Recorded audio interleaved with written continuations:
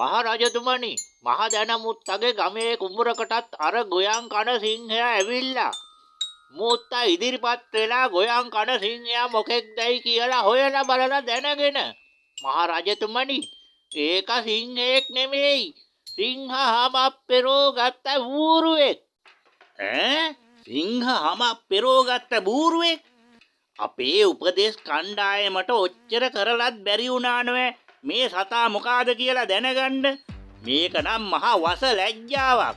එහෙනම් ඒ ප්‍රශ්නෙත් මුත්තා විසඳුවා. එහෙම තමයි මහරජතුමනි වෙලා තියෙන්නේ. බූරුවගේ අයිතිකාරයා සිංහමක් පොරෝලා ගොයන් කණ්ඩ කුඹුරට දාලා තියෙනවා. පුරෝහිත, නුඹලට මාස ගණනාවක් ගිහින්වත් මේ සිංහයාගේ ප්‍රශ්නේ විසඳන්න බැරි වුණා. මේවා මහ ජනතාවගේ ධනය. නුඹලගෙන් හරි හමන් සේවයක් රටට නොවි මහ ජන ධනය නිකරුණේ වියදම් කිරීම රජයක වශයෙන් මාහට නොබිනයි. නුඹලා ඇතුළු නුඹලාගේ කණ්ඩායම නිවෙස් වලට ගොස් නිවාඩු ගන්න. එතෙක් මාගේ ප්‍රධාන පුරෝහිතයා වශයෙන් මම මහ දැනමුත්තා පත් කරගන්නවා. අනේ මහරජතුමනි, තවත් වරක් මේ ගැන හිතා බැලුවා නම් නොවේයිද හොඳ? තවත් වරක් නෙමෙයි මිනිස්සුયો, 100,000 වාරයක් හිතලයි මම මේ තීරණය ගත්තේ. නුඹලට පඩි රහිත නිවාඩු. යනු නිවෙස් වලට ගොස් නිවාඩු ගනු. මොකද මේ පැත්තට අර ගාටනවා වෙන්නේ? ඉඳලා කුඹුරට වතුර ටික ලැබිලා කුඹුරට වතුර ටික ඇරියා විතරයි. මේ පැත්තට එනවා මොකෙක් හරි කරදරකාරේ. පොත්තට මේ මාලිගාවට එන්න කියලා මහරජතුමා ආරාධනා කරනවා.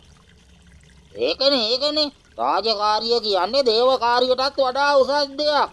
මම මාලිගාවට එනවා කියලා රජතුමාට පයින්ඩයක් යවන්නකෝ. මුත්තා පැමිණියද? මුත්තගේ පැමිණීම ගැන මං ඊටාම සන්තෝෂ වෙනවා. මුත්තව අග්‍ර පුරෝහිත වශයෙන් අපගේ රාජ්‍යයට තෝරාපත් කරගත්තා. ඒ විතරක් නෙවෙයි, මුත්තට පඩිපණන් අපි ලබා දෙන්න කටයුතු කරනවා. අනේ තරහ අවසර දේවයන් වහන්සේ, දැන් මං ඊටා වයෝවෘද්ධයිනව. ඔයනි නිලතර තරන්ට තරම් මා සුදුසු නොවේයි. ඉතින් මං ඔබතුමාට ටික කාලයක් සේවය කරලා නැවත ගමට පිටත් වෙන්නම්. මහරජතුමනි, රාජකීය උද්‍යානයට එළදෙනෙක් ඇතුල් වෙලා මහා විශාල අලාභහානියක් කරලා. විශාල අලාභහානියක් කරලා? යමු බලන්න. කාගේද එළදෙන? විනාසයි හැම තැනම කාලා මදිවට තවත් කනවා. සේවකය, රාජකීය උද්‍යානයේ අලාභහානි කර එළදෙනගේ අයිතිකරුවන් කවුද කියා හොයා බලා මාලිගාවට කැඳවාගෙන එනු.